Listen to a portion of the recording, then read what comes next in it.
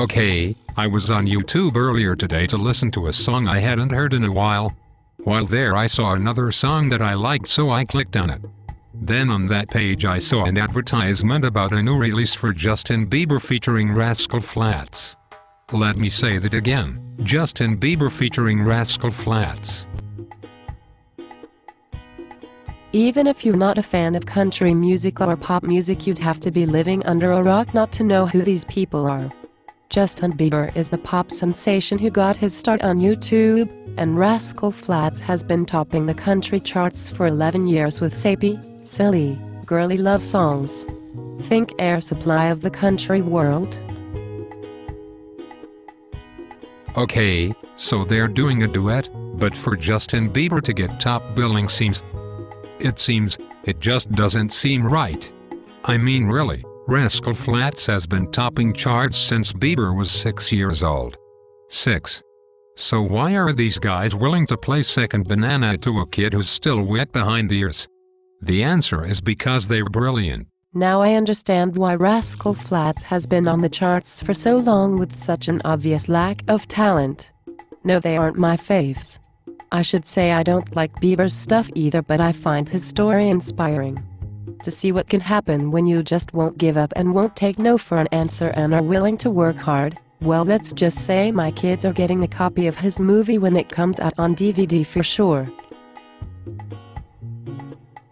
See, Justin Bieber has an entire market he has become very popular with. A fan base he owns. And Rascal Flatts knows they can get very real and penetrating access to that fan base by singing back up on some stupid love song for Bieber. It's not a fan base they would otherwise have access to, and they get access with the endorsement of Bieber, a big thing to his fans. They are big enough to demand billing and smart enough to be willing to play second fiddle to a child. Shrewd, if you're not catching on to the genius, allow me to say it this way. Bieber has a group of customers Flatts want to get to. They understand they have to constantly be out there, constantly expose themselves to new customers, constantly make connections with other artists and their customers. We could go into changes in the music business that make this critical, but that for another post. Flatts knows the old idea of just making records and getting play on country music radio ain't gonna cut it for long, and they obviously want to be around a while. Flatts has credibility with their market and Bieber wants that. We haven't even talked about that yet. Again, for another post, perhaps. The way Flatts gets exposure to Bieber's market is to sing back up for him on a song. They get billing to his market and lo and behold their record sales go up. This falls into the category, do you want to be right or rich? You have to choose.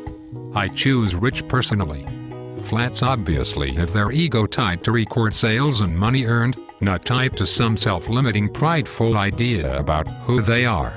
You know the story about the waiter and the keynote speaker at a convention.